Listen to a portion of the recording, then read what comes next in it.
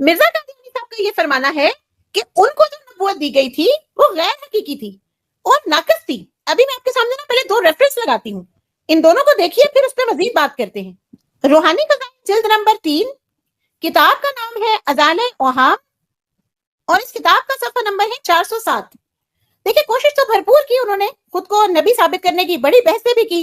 वहां पे सल्फ खलफ के इत्तेफाक भी बताते रहे कि ईसा जब नाजिल होगा तो उम्मत मोहम्मदिया में दाखिल किया जाएगा। मिर्जा ताहिर अहमद साहब का भी और जमात अहमदिया का जो ये अकीदा है ना कि इस हदीस की रूह से मसीह मऊद यानी उनका मिर्जा गुलाम अहमद कादियानी नबीउल्लाह के दर्जे पे है, तो ये बात भी दुरुस्त नहीं है। हदीस हमने देख ली, अब ये देखते हैं कि वो किस किस्म की नबूवत है जिसके मिर्जा कादियानी साहब दावेदार है। वो फरमाते हैं कि जी अजीब तर ये कि वो उम्मती भी होगा और फिर नबी भी। ये इतना तो उन्होंने जो रेफरेंस दिया है वो कुस्तलानी की किताब मवाहिबुल लदनिया का दिया है। आगे क्या लिखते हैं कि अफसोस के मौलवी साहब को समझ नहीं आया, जिन मौलवी साहब से बहस कर रहे थे ना, उनको कह रहे हैं कि उनको ये समझ नहीं आया कि साहिब नबूवत तामा हरगिज़ उम्मती नहीं हो सकता, यानी जिसको प्रॉपर नबूवत मुकम्मल मिली हो, जो कामिल तौर पे नबी हो, वो उम्मती तो हो ही नहीं सकता। अच्छा, यहाँ पर वो क्या कहते हैं आगे जरा गौर फरमाइएगा,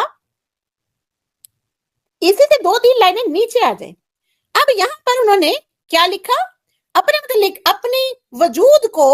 नबी कहने के लिए उन्होंने मुहद्दिस की जो टर्म इस्तेमाल की, तो उसके लिए आगे डेफिनेशन दे रहे हैं, हाँ मुहद्दिस जो मुरसलीन में से है, उम्मती भी होता है और नाकिस तौर पर नबी भी। अब मिर्जा कादियानी साहब जो हैं वो खुद को किस किस्म का नबी कह रहे हैं, नाकिस तौर पर नबी कह रहे हैं। तो जो शख्स, नाउजुबिल्लाह, हम तो ये भी नहीं कहते, जो शख्स इस किस्म की नबूवत रखता है जिसका कि हमें कोई रेफरेंस नहीं मिलता, जो शख्स के नाकिस तौर पर नबी है, उस नाकिस नबी ने फिर नबी अकरम सल्लल्लाहु अलैहि वसल्लम की बराबरी के दावे कैसे कर दिए? उसने खुद को कैसे कह दिया कि मैं नाउजुबिल्लाह मोहम्मद रसूलुल्लाह हूं? वो कैसे ये मानता है, ये जो नबी जो कि नाकिस है, वो कैसे ये कहता है कि मैं तो बिल्कुल मोहम्मद रसूलुल्लाह सल्लल्लाहु अलैहि वसल्लम का जिल हूं? अच्छा, कहीं पे कह देता है कि हजरत ईसा का दिल था, इसलिए हजरत ईसा के नाम के शर्फ उनको बख्शा गया, और फिर जब खुद को ईसा कहने लग गया और उसके कुछ साथी जो उसकी जमात में शामिल हो गए, वो उनको मसीह या ईसा मानने लग गए, तो फिर नबी अकरम सल्लल्लाहु अलैहि वसल्लम के जिल बन बैठे। अब आप खुद सोचिए कि हो तो जिल हजरत मोहम्मद मुस्तफा सल्लल्लाहु अलैहि वसल्लम का, और फिर दादा की पेंशन चोरी कर ले, बनते वो अक्स एन मोहम्मद मुस्तफा सल्लल्लाहु अलैहि वसल्लम का, और उनकी तो पैरों की खाद तक भी नहीं है। वो ख्वाबों में नंगी औरतों को देखते हैं, कभी लाल रंग के लिबास में देखते हैं, कभी जाली में देखते हैं, कभी बगलगीर होते हैं, कभी औरतों से अपनी जिस्मानी खिदमात करवा रहे होते हैं। तो ऐसा तो मुमकिन नहीं है, ये नाकिस नबी, ये डुप्लीकेट नबी, ये जिल्ली नबी, ये कैसे हो सकते हैं नबी अकरम सल्लल्लाहु अलैहि वसल्लम का अक्स, उनका जिल? अच्छा, फिर नबी वो नाकिस है, नबी वो नाकिस है, लेकिन दर्जा कितना बड़ा मांग रहे हैं। अपनी एक किताब में लिखते हैं नाउजुबिल्लाह कि हमसे 10 लाख निशान जाहिर हुए, 10 लाख निशान जाहिर हुए, और नबी अकरम सल्लल्लाहु अलैहि वसल्लम से तो नाउजुबिल्लाह कोई निशान ही जाहिर नहीं हुआ खास, यानी दर्जा तो खुद का मोहम्मद रसूलुल्लाह सल्लल्लाहु अलैहि वसल्लम से भी बढ़ा दिया। और ये है नाकिस नबी, नबी तो वो नाकिस है, मगर अपने अंदर जो सिफातें इलाहिया वो अपनी पेश कर रहे होते हैं, कुन फयकून का दर्जा अल्लाह ने दिया होता है, उसके अलावा वो कहते हैं कि मैं अल्लाह के पानी से बना हूं, अल्लाह ने मुझे अपना बेटा करार दिया है, अल्लाह ने कहा कि तू मुझसे है, मैं तुझसे हूं। तो ये सारी बातें एक नाकिस नबी कर रहे हैं, ये सारी बातें हमें तो समझ में नहीं आ रही है, तो वो नाकिस तौर पे नबी। फिर आप किसी जमात अहमदिया के मेंबर से अगर बात करें, वो आपको बड़ी दलाल देगा कि जी नबूवत तो जारी और सारी है, और उसके लिए आपको एक सबसे बड़ी दलील क्या पेश करेगा कि पिछले अंबिया जो गुजरे थे, हमारे नबी अकरम सल्लल्लाहु अलैहि वसल्लम का उनसे रुतबा बहुत गुना अफजल है, सबसे अफजल तरीन नबी है वो। तो पिछले अंबिया को तो ये शर्फ हासिल हुआ कि उनके आगे बहुत से अंबिया की चेन चलती रही, और नाउजुबिल्लाह मेरे मुंह में खाक, ये क्या हमारे नबी की तौहीन नहीं कि उनकी उम्मत में से एक शख्स भी नबी ना हो? ये वो दलील है जो मिर्जा कादियानी साहब पेश करते हैं।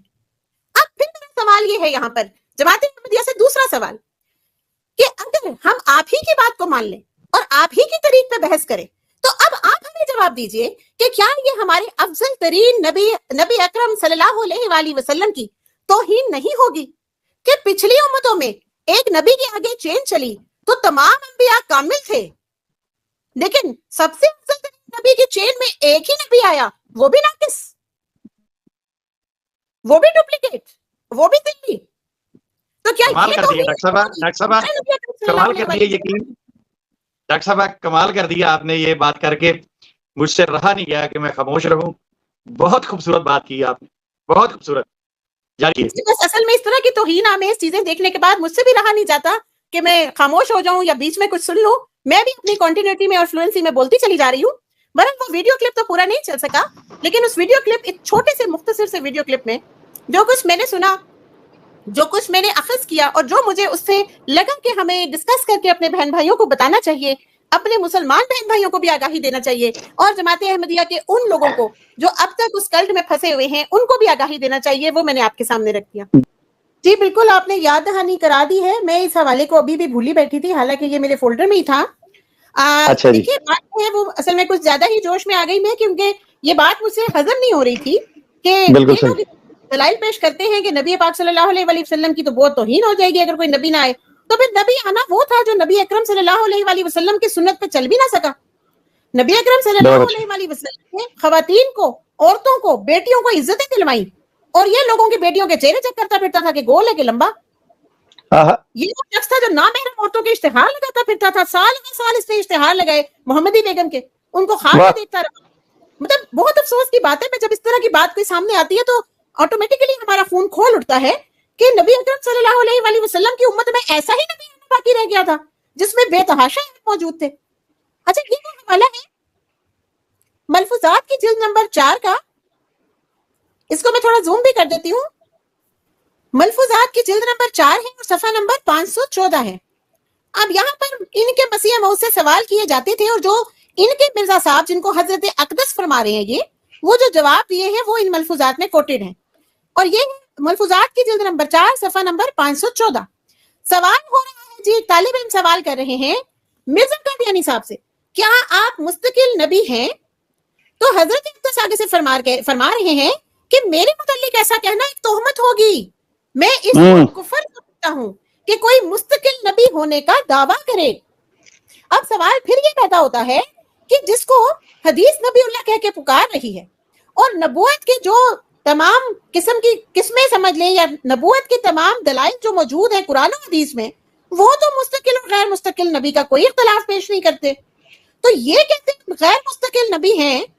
جو کہ کسی صورت بھی مستقل نہیں بلکہ اگر ایسا کہیں تو کفر میں ہے تو پھر حدیث مبارکہ ان کو نبی اللہ کیسے کہہ کر پکار سکتی ہے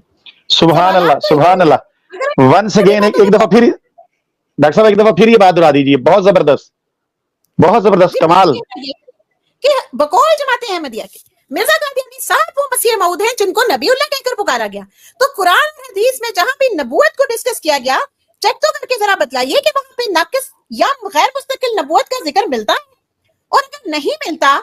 تو پھر غور فرمائیے کہ کیا ہمارا رب یا ہمارے نبی اکرم صلی اللہ علیہ وسلم ایک ایسے شخص کو جو ناقص نبی ہے جو مستقل نبی ہی نہیں ہے جو ڈپلیکیٹ ذلی بروزی نبی ہے کیا اس کو نبی اللہ کہہ کر پکاریں گے کیا وہ نبی اللہ کے درجے پہ فائز ہونے کے قابل ہے تو یہ تھا آج کا سوال نمبر 3 اور میرا خیال ہے کہ اس پہ آپ مزید اگر کوئی بات آپ کرنا چاہتے ہیں تو ضرور کیجئے بس میں دعا گو ہوں کہ اللہ تعالیٰ ہماری جماعت احمدیہ کے تمام ہمارے بہن بھائیوں کو ہدایت دیں اور اللہ تعالیٰ ہم سب کی کوششوں کو مقبول فرمائیں وما علینا الا البلاغ السلام علیکم